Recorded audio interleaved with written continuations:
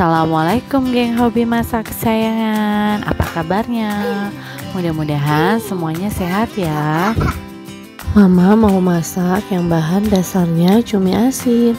Nah, Mama kasih tips ya. Jadi kalau cumi asin itu kan terlalu asin dan agak amis baunya. Jadi cara menghilangkannya dengan cara kita siram dengan air mendidih, kemudian kita diamkan supaya bau amisnya sedikit hilang dan asinnya juga tidak terlalu asin ya.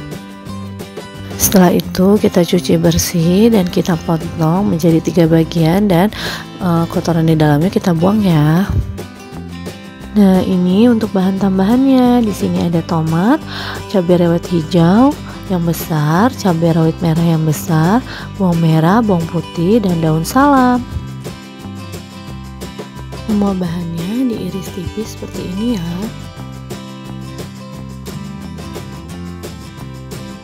Sekarang kita siapkan minyak panas, kemudian kita tumis bawang merah dan bawang putihnya. Kemudian kita masukkan daun salamnya.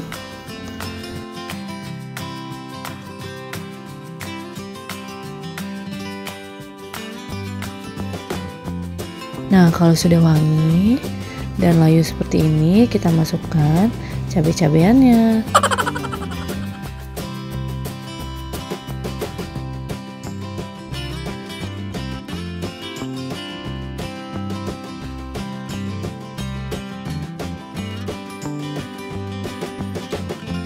Nah, kalau sudah layu seperti ini, sekarang giliran cuminya kita masukkan.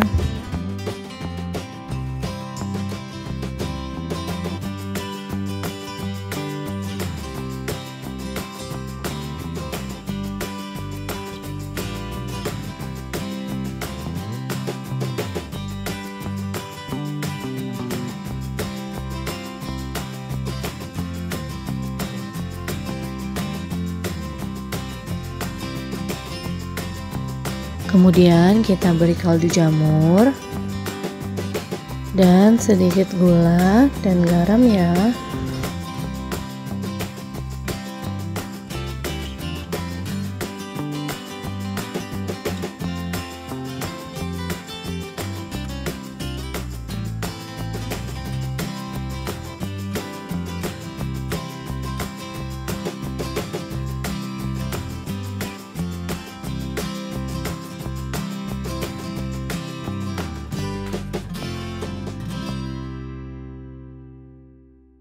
Kita masukkan tomatnya.